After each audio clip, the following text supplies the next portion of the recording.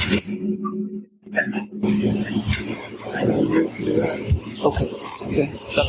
All right. This week we'll be discussing the Parshat Beha'alotcha in Numbers, which begins with chapter 8.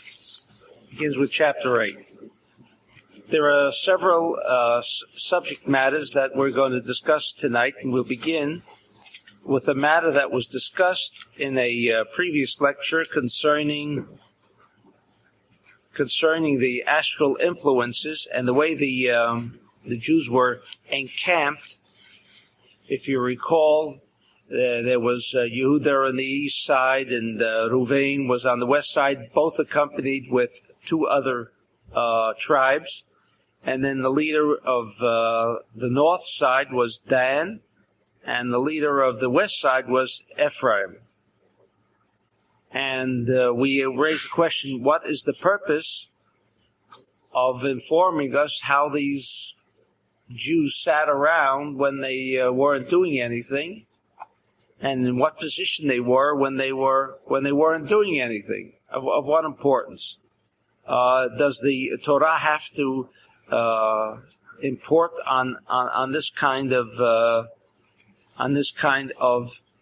recess? That means in between their travels, this is the way they were resting.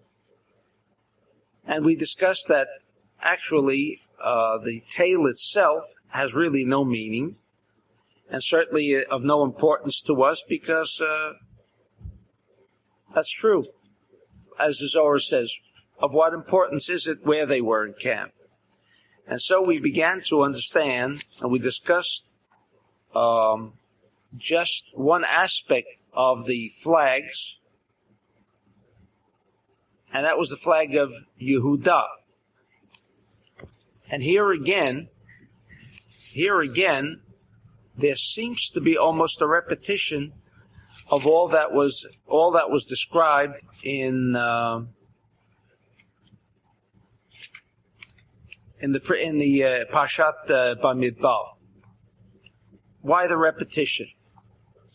And the simple answer is, as the Zohar himself says, and to make our proper connection, we shall read from the Zohar to understand on various levels just what the cosmic code, the Torah, is implying. In this week's Parsha, it also says, "V'yom hakim et hamishkan." In other words, first, and I quote from chapter 9 in Beha'alotcha, chapter 9, verse 15. "And on the day that the tabernacle was reared up, the cloud covered the tabernacle." In other words, when they established the Mishkan, then this cloud that we have discussed on many occasions covered the Ohel Ha'edut, the ark, because as you already know, the significance of the ark was, as we might say, the energy station, or the location of where, on a physical corporeal level, as we find ourselves, that acted as the antenna and receptacle for the most awesome power of the universe. And that is what the Jews, by the virtue of the ark, came into the position of roaming wherever they preferred, without, it appears, any fear of being overtaken by the other nations, because of the power of the ark. And so the cloud was not merely just a cloud, but it represented that direct connection, which in meditation we generally refer to as making connections, whether it's the Hebrew alphabet, whether the words of the Siddur. At that time, there was no necessity for any of the connections. The connections were automatic by virtue of the cloud. The cloud stood out as a physical representation of all metaphysical connections. And therefore they were in this position to be as powerful as they were, and without any fear. You would think if they had no fear, then they really shouldn't have any troubles, because essentially the only problem that people face in this terrestrial realm is the fear. Fear of tomorrow, fear if they'll have enough, fear if there'll be enough, fear of the unknown, whatever it is, it's fear. And because the Jew was provided with such a connection to the awesome power of which we call certainty, meaning there was nothing that was left to doubt, and nevertheless, we will shortly discover that for whatever reason, that was not enough of a reason to make the Jew feel content. He was something special. Not even the ark could, for him, provide all of the necessities of life. And as soon as the tabernacle was established in chapter 9, he then goes on to chapter 10 and discusses the way they were encamped. So as I said before, we will read the Zohar just to make the proper connection. Uviyom hakim et hamishkan. I'm reading from page 33 in the Sulam of the Zohar Parshat, the portion of the week of Beha'alotcha. Rav Berg began by saying, Pizan natan le'evyonim sitkato omedet lo'ad, kano tarum bekavod. And the Zohar says, this is a verse found in Tehillim, and the Zohar says, just what does it mean?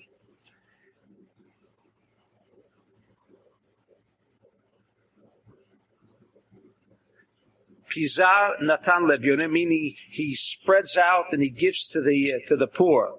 So he says, what does pizar mean? Umeshav hu kamo she'ata omer, yesh mefuzar v'nosaf od, ve'shalom shelakol mefazed hu kach.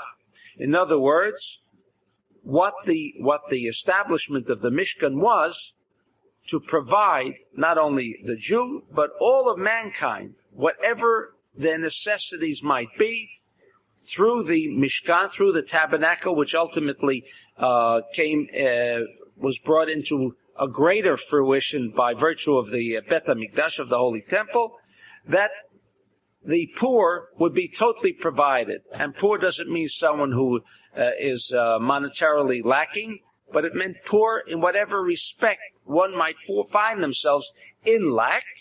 The Mishkan took care of everything. That is the way the Zohar understands this pasuk. And it says, Mayu v'nosaf, and he says, an addition. Well, what more do you need than if your needs are totally provided with? What is lacking now? If every moment you begin to think of what you might anticipate could bring some unhappiness, some lack, some defect, if that's all been provided for, what does v'nosaf mean? Ela makom hazeh sheshora bo meisad ha'ana malchut.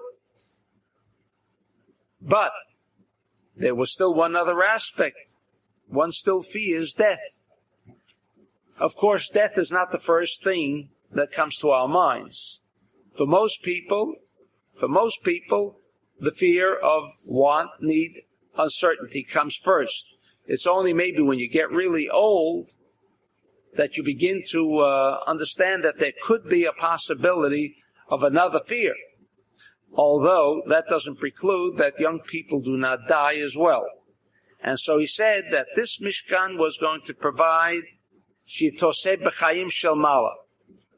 And it also provided life. It also provided eternal life.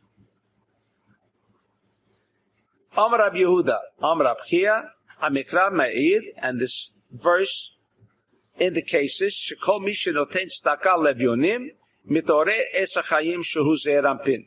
For everyone who gives tzedakah to the poor, meaning real poor, he arouses the tree of life, which is ze'er anpin, lo osif chayim le'ilan hamavet, and therefore he provides its life to Malchut, which is our terrestrial realm, where death exists, because death on another level does not exist. Let's say Moshe.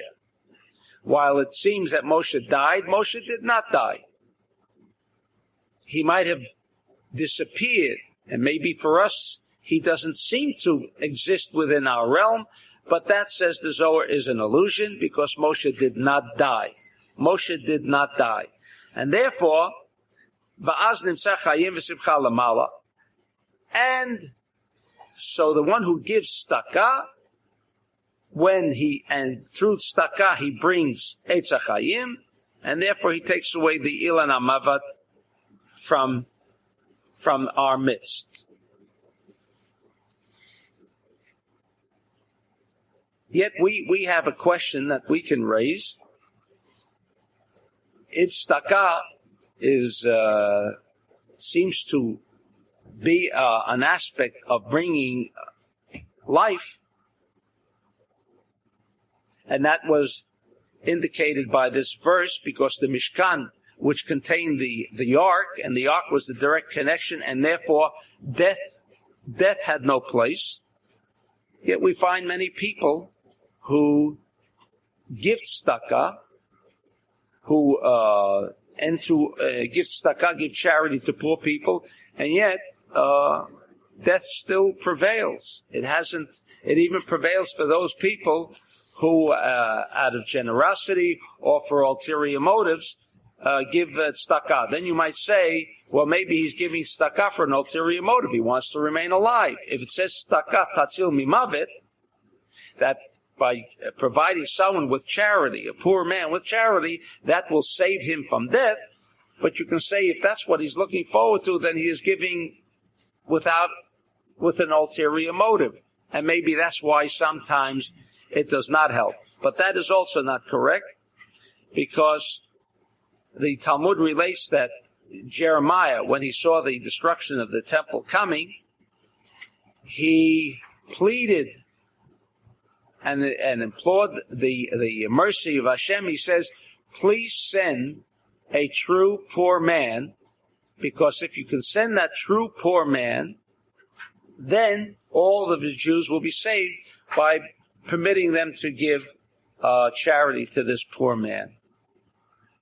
Which indicates that Jeremiah was seeking out a poor man so that the tzedakah tatzil mimavet can actually come about. In other words, if there is this advent of giving charity, although there could be an ulterior motive, as indicated by Jeremiah, the fact that it is with an ulterior motive, nevertheless, it will save a person's life. It will bring him life. The question is why? Because the Gemara, and as well as the Zohar, says, Ani chashuv kemet. A poor man is considered like a dead man. For various reasons, he's considered a dead man. Why is he a dead man? First of all, from a poor man you never hear wisdom, as the rule goes. He could be the wisest in the world, but because he is poor, he is never listened to. He is not dealt with. He is considered as something that doesn't exist, almost to that extent. And so, when someone gives him tzedakah, he at that moment takes him out of that position of death and into feeling good, like he doesn't need anybody. At that moment that someone has provided the poor man with his needs, at that moment the poor man does not feel necessity, he does not feel lack. He feels completeness at that moment. And this is what the verse is indicating. That tzedakah, or the ark, provided the Jews with all of their necessities. And by virtue of providing them with all of their necessities, what was the result of that? Was the fact that then life, all necessities were provided with, and therefore life becomes established. Death becomes nullified. The aspect of the poor man becomes nullified, and so did the ark nullify and cancel out needs, and therefore when there are no needs, the person is alive. It is only the uncertainty, needs, and wants. However, says the Zohar, it appears that by virtue of the Mishkan being established was not enough. The verse goes on to explain, as I said before, how they were encamped in chapter 10. Again, this repetition. And so the Zohar says that it is not sufficient merely to give charity. It is not sufficient to understand that if you give charity, you provide a poor man with his wines, or as the Mishkan with the ark and with the cloud took care of all of the necessities. Why now this business of encampment? Because this encampment meant what? The control of the astral influences. While we can make connections with life, nevertheless, that does not preclude that the stars do not impel. They may not compel, but they still impel. So despite the fact that we could be connected, we could give charity, but it might be the wrong month. It could be the wrong month. It could be the wrong time. It could be that we're under the influence, either personally or globally, we're under the influence of something which is like Tevet, month of Tevet, or the month of Av, or the month of Tammuz, where there are astral influences that despite the fact that we are giving charity, despite the fact that the Mishkan was there, was not sufficient. That by and within itself was not sufficient to create life. In other words, the ark could act as the channel, but it was not sufficient. Why? Because the Jew at that time, and in this portion, is provided with the system by which he makes his connections. He must make that connection. He has a channel called the ark at that time, but that would not have been sufficient. So when we discussed how to control astral influences, we were discussing about praying to the east. And most Jews think just merely by praying to the east, that's enough. But there are many, many Jews throughout the centuries that have been praying eastward, and that for whatever reason did not prevent much of the calamity that has befallen not only the Jew, but all of mankind. And they all prayed to the east. Again, it's like everyone gives charity. And we learned that it's not enough that you just give charity. If there isn't that man that is the proper channel for you, then giving the charity was not sufficient. That's what Jeremiah was implying when he said, send a real poor man. What's the difference if he's a real poor man or not? Staka tasil mimavet. By virtue of giving charity, one should be saved from death, and yet we know it's not so. For all people, it's not so, because most people who are dying or consciously aware of their impending death give charity. And if they give charity, still death seems to be part of the ongoing process of life. So it's not sufficient. Jeremiah says you need a particular person that can act as a channel. Here too, says the Zohar, the fact that there was the Mishkan, the fact that you have a Bet HaKnesset, which is considered to be somewhat of a tabernacle, and the Torah in a miniature way, absolutely a miniature way, because the Torah did not have the power of the ark. It has a power, but not of the ark, and the Torah represents the Luchot, the broken tablets. It again is not on that same level. And there it says we should pray eastward. So we understand from the session we had on astral influences that we were not discussing praying in an easterly direction, because someone who is in the western the eastern side of Jerusalem would be praying west. He would be praying west.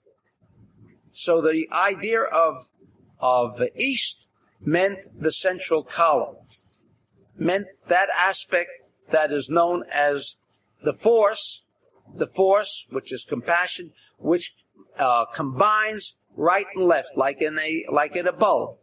The central column, the filament, creates a circuit of energy. And once you have a circuit of energy, there is nothing that can affect you in whatever which way. Therefore, what the Zohar and when the halakha and whatever and the Talmud are referring to praying eastward, it did not mean direction. Just as what is discussed here in chapter 10 of Beha'alotcha is not discussing where they sat, where they encamped. That for us is unimportant, where they encamped. What does that give us today? What did it give the Jews then? That we have to be told where they were encamped. The answer is, the Torah begins off by telling us they were first about who was encamped on the west side, on the east side. We learned that it meant Yehuda, it meant central column, and it also meant Aryeh, lion, and also meant Michael. I don't want to repeat that because anyone who wants to hear that again can go over it. I want to do this evening briefly is establish the codes at least.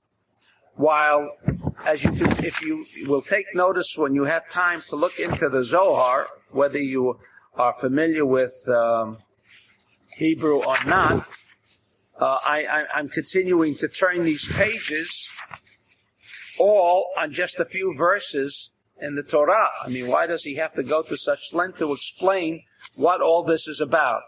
The answer is simply stated. We are not discussing Vayisa Degel B'nai Yehuda. We're not discussing the flag. We are not discussing encampment. What we are discussing is how we can control our own destiny, despite the fact that we are in a Bet HaKnesset, despite the fact that we have a beautiful Aron Kodesh that the architect just walked in. That by and within itself is not sufficient. The fact that we have a Torah here is not sufficient. You've got to know how to direct energies towards whatever astral influences will be prevalent. The fact that we are in a particular month, in every month, there are positive as well as negative astral influences. Even if you don't take the 3 months that the Zohar says are completely negative, and we generally will never begin anything in those 3 months, and that is, again, Tammuz, the Hebrew month of Tammuz, the Hebrew month of Av, and the Hebrew month of Tevet. But all of the other months have positive and negative influences. And it's towards those negative influences that we want to be certain will not affect us. So if we are going to pray in a Bet HaKnesset, or if they prayed that time with the ark, it wasn't enough. Therefore, in a few more sentences, we are told about the encampment, meaning we are told how to control these 12 astral influences, because on the 4 sides there were 3 tribes each, indicating what? The 12 astral influences. That's why there were 12 tribes, as you already know. So, merely to understand that if you're in a month like, let's say, Tammuz is governed by Yehuda. Now, so many problems developed from that. Why? Because Cancer, which is Tammuz, is a water month. It is Cancer. It is water. Why? Because it's the crab. The crab meaning water. Yet, Tammuz has brought fire. It has brought the beginning of the destruction of the Holy Temple. And then, who rules over the month of Tammuz? Yehuda. Yehuda is a fire sign. And yet, what was the flag of Yehuda? Lion. And lion, we know, don't be so upset, Chaya, because Yehuda was Malchut Beit David, I think. Or was it? Did from Yehuda come Malchut Beit David? Or I'm making, no, okay. In any event, Aryeh, the lion, is the banner. Why is the lion the banner? Lion is what? Is Aryeh, is fire. And yet, the Zohar says Aryeh is chesed. It is the right column. The lion represents the right column. Time doesn't permit it, but at least if I can give you the tool, that you know that if you are discussing a month like, Tammuz, you are discussing a month in which Yehuda reigns, and the way to connect with those three, with this month and its positive influence, not the negative influence that has always existed for the Jew in Tammuz, is to concentrate on Aryeh, because that's a code name for the right column, concentrate on Yehuda, and concentrate on the angel of Michael, because he also is within the encampment of Yehuda. So wherever we have the encampment of Yehuda, we have the 12 tribes, and we've discussed that once before, and anyone who wants to know exactly where the 12 tribes, which 12 tribes govern over which month, it's in the Sefer Yetzirah, and it's readily available. But I took as one example, Yehuda. So, I have coded names. Now, while the Zohar, on these three coded names, goes into a at great length to explain what it means, which we did last time. But at least if you know the month that Yehuda is found, if you know the month that Yehuda is found, if you know the month that Yehuda, who it says here, sat with whom? Yissaschar and Zevulun, the other two tribes, then you know immediately, concentrate that you want to have the support of Aryeh, you want the support of Yehuda, you want the support of the angel Michael. If at its very least, and we explained why it was so. To counteract the negative energy. Intelligence, that is implied, that impels, does not compel, we say. Ein mazal Yisrael. It does not have to compel. But unfortunately, 2,000 years have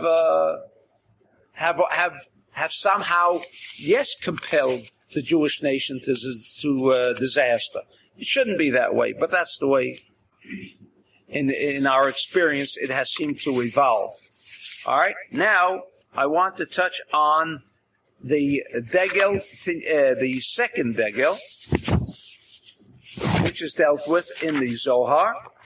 Again, to provide you with a little tool, merely the information doesn't necessarily mean that we're going to have a better life.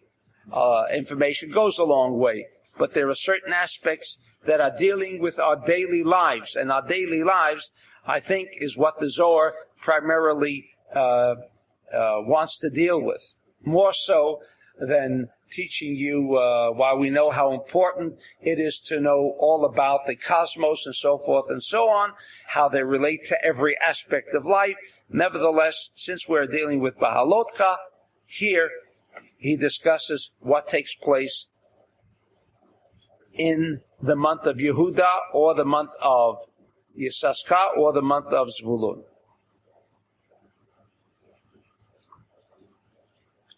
It says in chapter 10, verse 18, Menasah degel machne Ruvain l'tzivotam. To the south. To the south. And along with Ruvain, you had Shimon, and you have Bnei Gad. Those two who also were encamped with him on where? On the south side. Now I will read from the Zohar. Degel Hasheni, the second flag, Shu Degel Machne Ruven, Hu Machne Mizonayat. Kloma, it deals with war. It deals with war. In other words, enlisting the celestial hosts of war. If you have a problem, people are ganging up on you, for whatever reason, or you're having trouble with your neighbors, whatever might be the case, to concentrate on Degel Machne Ruvain is to enlist the hosts of the order of soldiers, says the Zohar. Kloma, Bebchinat Nesher. The code here is the eagle. The code here is the eagle. The eagle. Ubishlitat Malach Uriel. Now, just as we had in the Eastwood, we had with Yehuda Michael. Now here, in these three encampments, meaning again, Reuven, Shimon, and Gad, those 3 months that you will find on whichever months they rule, these are so far the 3 key words. Nesher, Uriel. Now what does Uriel mean?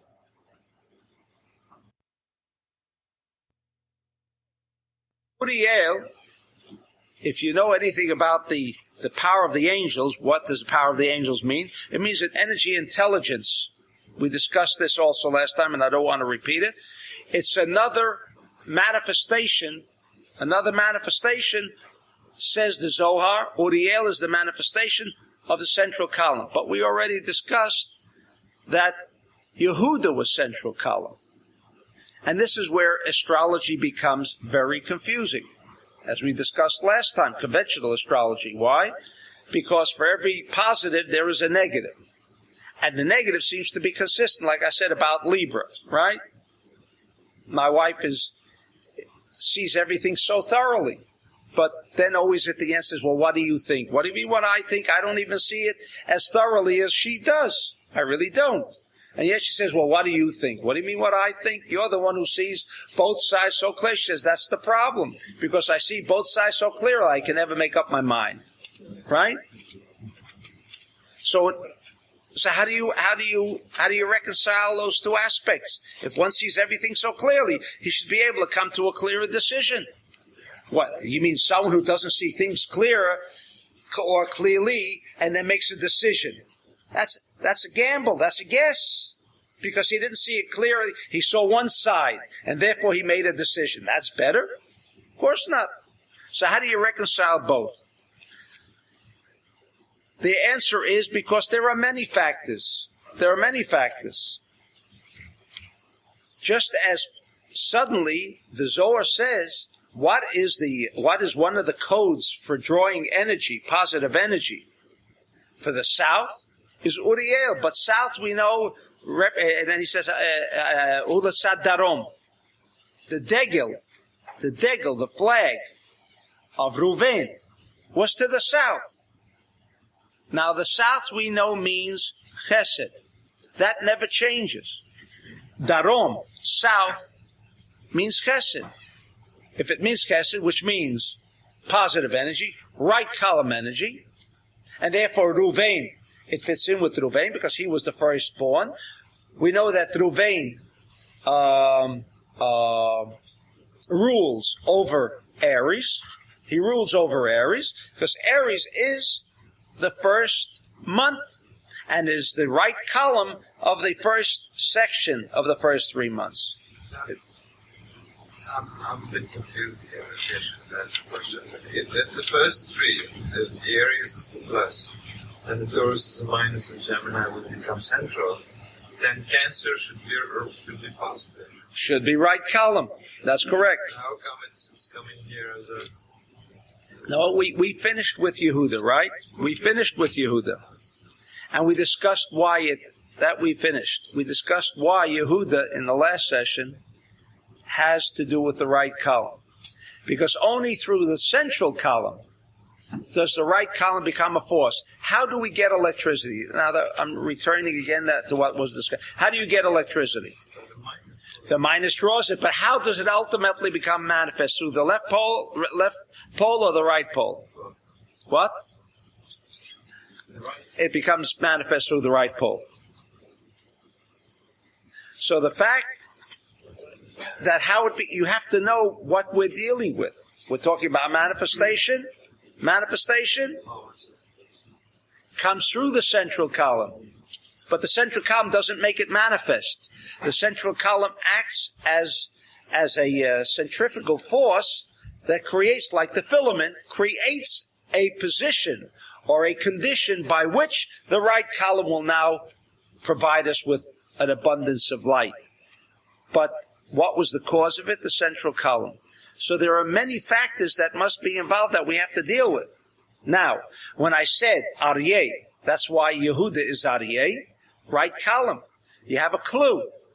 Aryeh, when you concentrate on Aryeh and you forget all that we have discussed, you don't have the tapes in front of you. What do now? Use the code word Aryeh, line, because that is an embodiment of what? Right column. That's why the Zohar is giving us all of the components that make manifest positive energy. So while Yehuda could be fire and he could be right column, because of right column, that's why he has the Degel Aryeh. This is what the Torah is telling us in such a coded fashion. Unfortunately, that without the Zohar, no one knows what the Torah is all about. Without the Zohar, there is absolutely no meaning. That he has the flag of the Aryeh. He is fire, Aryeh is what? Why the Aryeh? The answer is because included in the manifestation of positive energy of Yehuda, I need the Aryeh, I need the lion as well. Even though he governs over what? The water sign, the crab sign. He's also in the first month. Water is positive. These things all work out beautifully, which we discussed last time.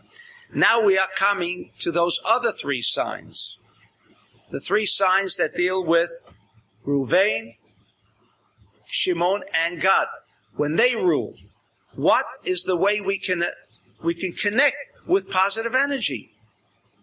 Even in a Bet HaKnesset, not enough that we are here and we pray.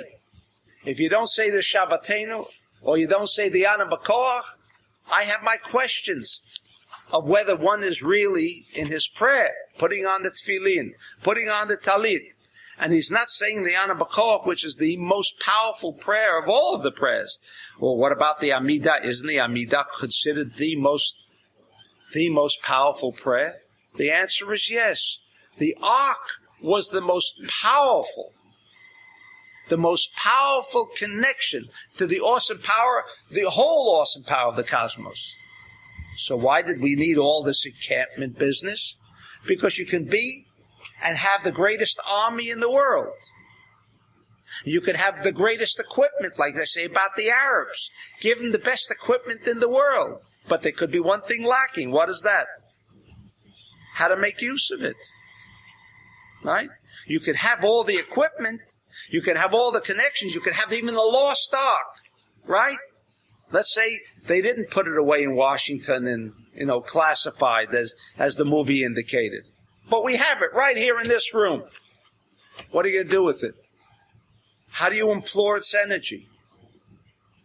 How do you make use of it? The fact that it's here, the fact that we're in a holy Bet HaKnesset and you've got the Sefer Torah, you've got the Ark, you've got everything. How do you make use of it? So there are certain prayers. The Amidah is channeling. It is the most powerful, the strongest channel. So what do I want with the channel? I've got it. I've said the Amidah. Right? Most important prayer. What do I do with it? I've got it. I've said it. I've established it. I'm all ready for go. Now what? Ask the person who prays. Now what? You've said the Amidah. Now what? Well, if all he's saying is, God told me to pray, he's done his job. But I don't know how that helps him. He's got to make use of it. Therefore, there is that particular prayer like the Ana B'Koach, which deals specifically with the cosmos. This, and we're going to learn even further in Beha'alotcha, because the whole portion of this weekly portion begins with what? Lighting Beha'alotcha et Hanerot. The high priest lit the candles. What does it mean he lit the candles? And what's this connection with this whole business now. No, they lit the candles. What was that symbolic of? The light was ready. Light was ready.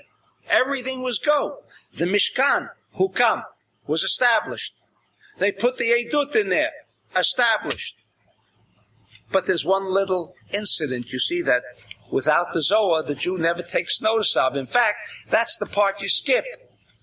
For two reasons. Number one, it was already mentioned in a previous section.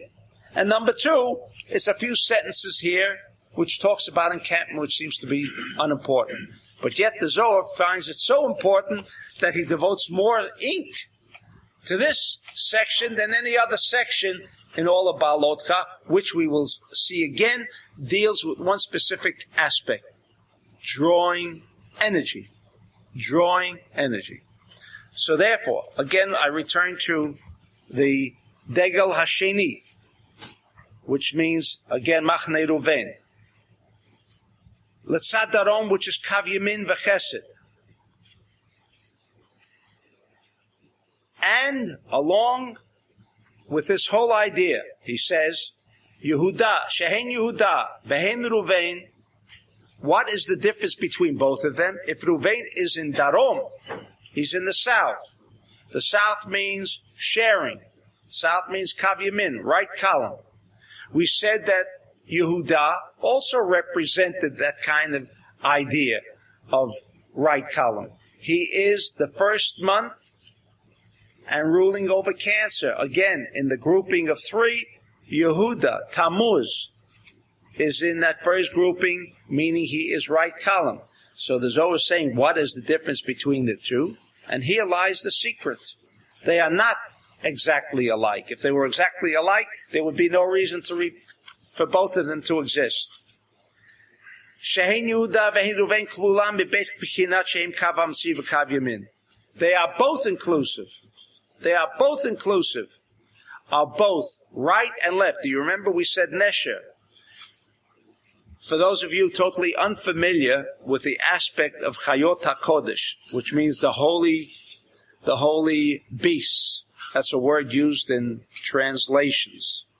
Whether it's in the in Nach, in Yecheskel, the prophet Ezekiel, who mentions the four beasts, and the Zohar mentions the four beasts. What does four beasts mean? First of all, what are they? They are the lion, they are the shore ox, Taurus, they are the eagle, and then they are, of course, man, the recipient of these three basic energies. The eagle is a central column. The ox always, true to form, remains the left column. Left column. And we explained why he has that unique characteristic when we discussed the month of Taurus, the sign of Taurus, in a previous lecture. But here, the Zohar provides us with a clue that you think because it is in the south, therefore it is chesed. And like astrologers will tell you, Aries is a sharing individual. Why? He's the first. He's in Kav Yamin. He's in the first month. He's in the sharing month. He's under the influence of sharing. In fact, that was the whole business between Egypt and the Jew. The Jew took the Aries, which was the god of Egypt. Why was it the god of Egypt? Why was it the god of Egypt? Because it was the epitome of desire to receive for oneself alone. Pesach converted that whole idea into a sharing concept. So it's sharing. And that's why Reuven is located in the south. Reuben is located in the south. However, that is not all there is to Reuben. If you just had that idea, which you can acquire in conventional astrology, that would not by and within itself permit you to connect and master the positive energy of that month. It wouldn't be enough. It would be like Libra, no decision. Great to understand it, No decision. What's the good of that? Sharing. How many people are become frustrated after giving? Oh, gave too much.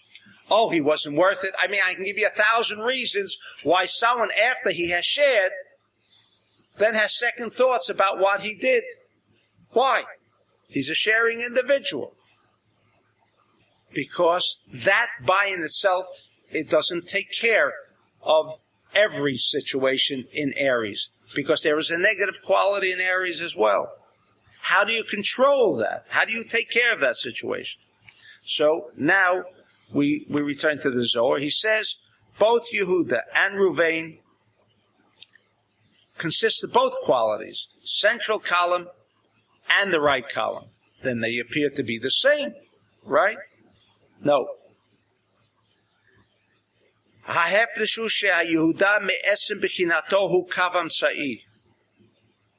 Yehuda has the distinction while he encompasses and embodies both qualities, central column and right column, but the dominant factor is central. The dominant factor is central. Shu Tiferet. And therefore, because he is of the, because the dominant energy intelligence of Yehuda is central, therefore, if you recall, where did he encamp? In the east. Why the east? We went through all that, because the east is symbolic of what the Jew maybe is not all the times representing, and that is restriction. Not to grab everything that comes his way. A little restriction. That is central column. That was Yehuda. That is what, when we say we pray to the east, forget about which direction. If you're not concentrating on central column, but you're just praying to the east, and every Bet HaKnesset, if you're on the western side of Jerusalem, prays to the east, it's a robotic consciousness with the establishment of all the connections, but you don't know what you're doing. You don't know what Mizrach means. Mizrach means, in a word, central column.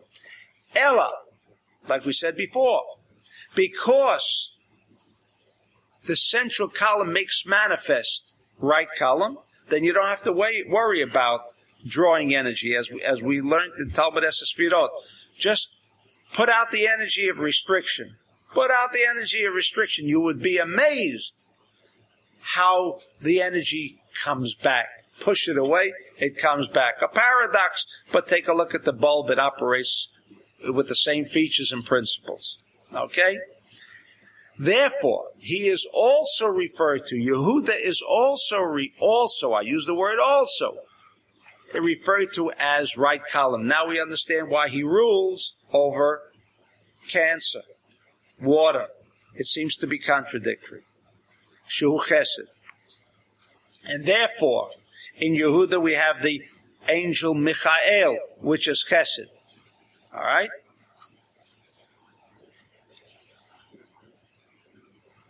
Ruvain, and why do we need Michael? Because he is the angel that rules. He is the angel that rules. And if you don't call him, and you're concentrating on Chesed, but you don't mention his name, you don't connect without even knowing. But if you don't have the clue, Michael is that angel. You call him, he comes. If you don't call him, he won't come. Therefore, if we're concentrating on right column, you've got to concentrate on the angel of Michael. I have maybe a stupid question. If you have two friends that are named Aryeh and Michael, you're supposed to say Yehuda and Michael. His name is Yehuda and Michael? No. Oh, you mean two different... Yeah. And in that period of time, you're in touch with them obviously every day, and you call them. Would the Malach comes in, even though you're not... If you're mentioning the name, but you're not conscious of what you want from him, he'll come. He'll ask you, what do you want? You may not hear him when he says, what do you want? Right? That's the problem. But we learned in Talmud Esesfirot, you just say, I want. You know what happens?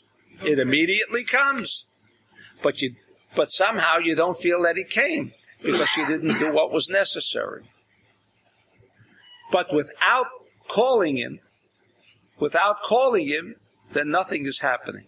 Without dialing the telephone, nothing happens, despite the fact that you have all this equipment. That is Yehuda. Now, what is Ruvain? Hu me'esim b'chinat kav yamin. His intrinsic, dominating energy intelligence is Yamin. And once that is the dominating energy intelligence, therefore, says the Zohar, he was in camp where? In Darom, in the south. Now, what is Nisiyah? You read in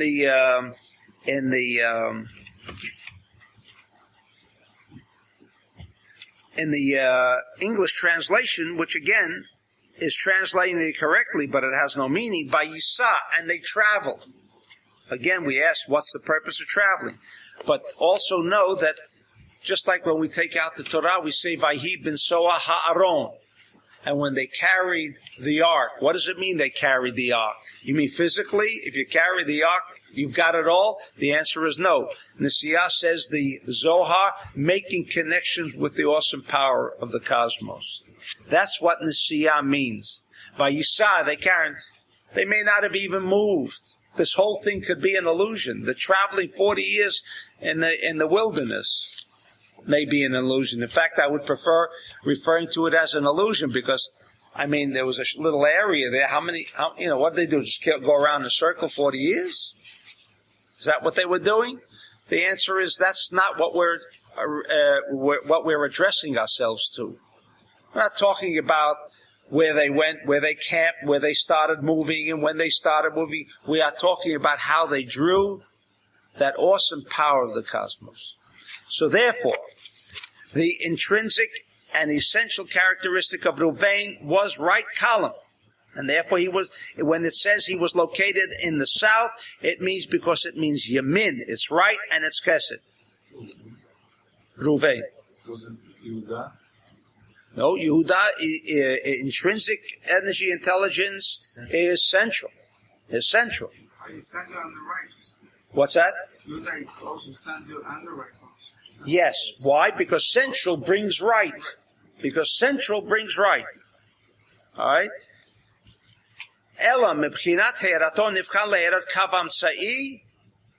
Why is he called central? Because he also reveals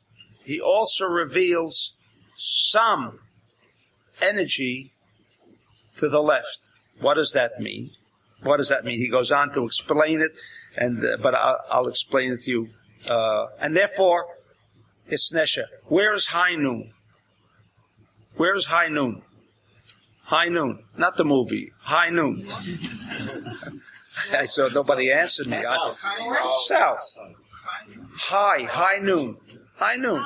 Midday, noon. N-O-O-N. We will be discussing, but Jonas is so into this parsha, he already associated nun with the letter nun, which we will be discussing shortly. Wow. Complete loss. I just gave a little spiel here that you're completely into it. No, all right, okay. It's so clear, it's so right. Clear. Yes, that I'm lost, Yeah, it happens. In midday, the sun is in the south. Now, why is it midday in the south? The sun could move very quickly.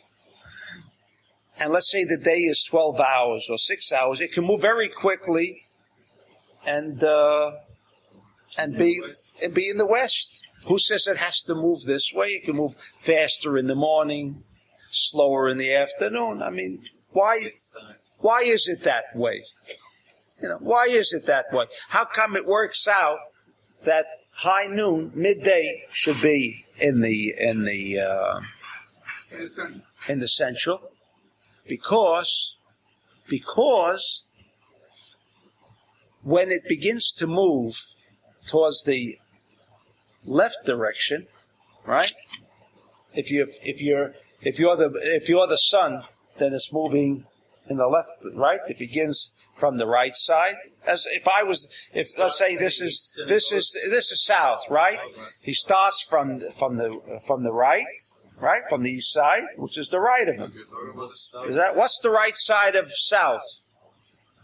That's exactly. The right side of south is looking at the east. That's right. If you're looking at the east, Reuven is on the south, therefore he's on your right-hand side. That is correct. And the north is on your left-hand side. I don't know what's the order. That's right. No, that's right. And he's beginning to go westerly, right?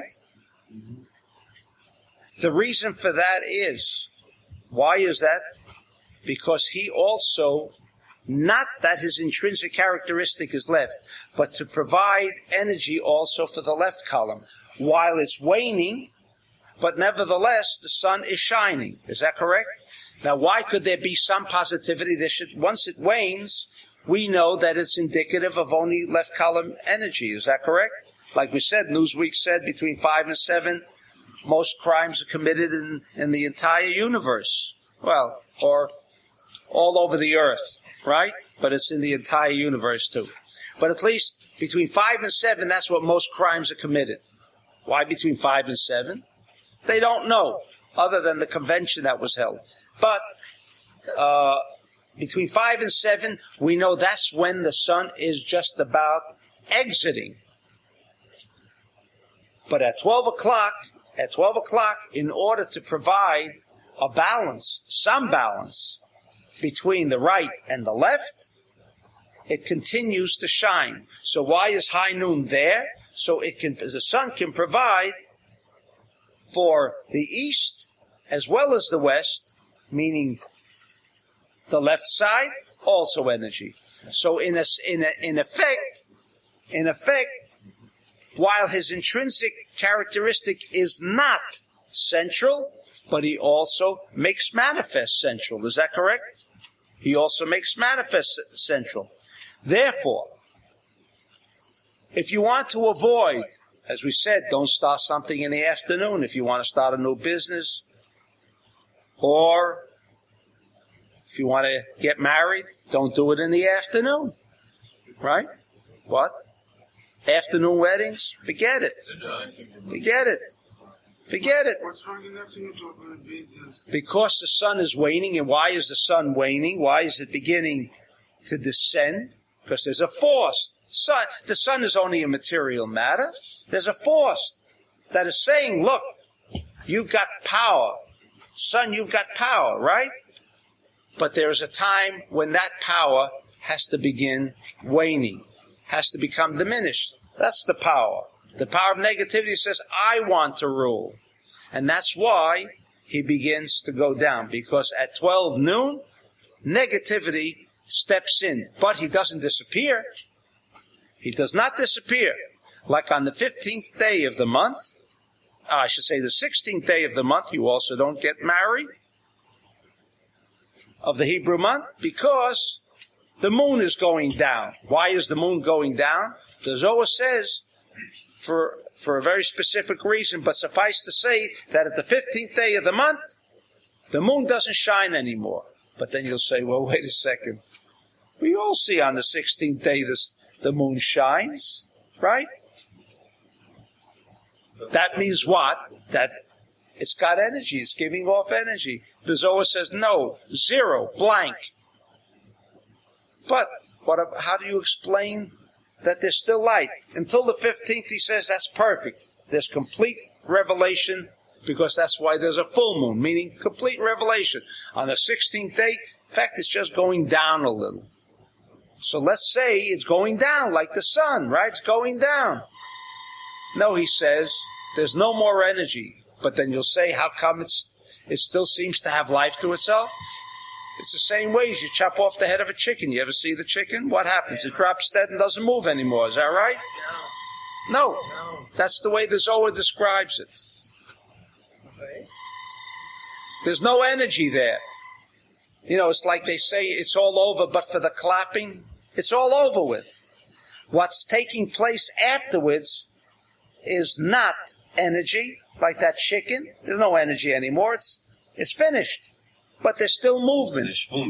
What? So you're saying that in the morning is the best time to open a business? The morning is the best time. Okay, now the married. What's that? Order? Now you say order get married. How come it should be under the stars? We'll come to that right away. We didn't come to Marav yet, right? When it's completely. We didn't come to that yet. All right? In any event, what are the clues here? Nesher. Nesher, we said in the holy beast, it's another code for another type of energy.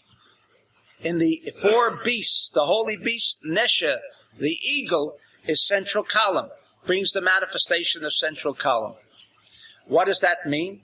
That high noon permits energy still to continue from the sun to the left side also. So it's kind of not completely balancing, but at least it's providing the left side also with energy, meaning there is somewhat of a balance. In other words, it's not like the moon where it's completely cut off from any form of energy.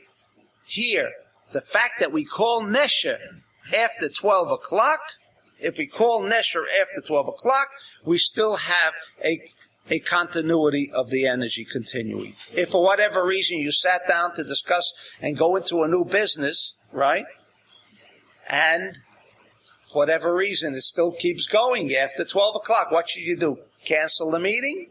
You can't. What? Go to lunch. Go to lunch, right? Or you can call Nesher. I don't mean Nesher beer, but you can call Nesher, the eagle, right? After 12 o'clock noon. After 12 o'clock noon.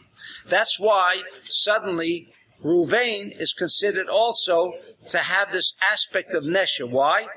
For our benefit. It's actually a right column energy. It's right column energy. But there are negative aspects to right column. Giving too much, right? Giving too much. What is the sun in effect? What does central column say? There too, what should you do? Stop. A father or a parent can smother and murder a child with too much sharing. Is that correct? In other words, even in the sharing, to have balance, you've got to restrict to whatever extent. So therefore, the Malach Uriel, which is also central column here, is brought into play because here we need two aspects of central column. In Yehuda, he by himself was enough for central column. His intrinsic characteristic is central. All right, we'll have a break over here.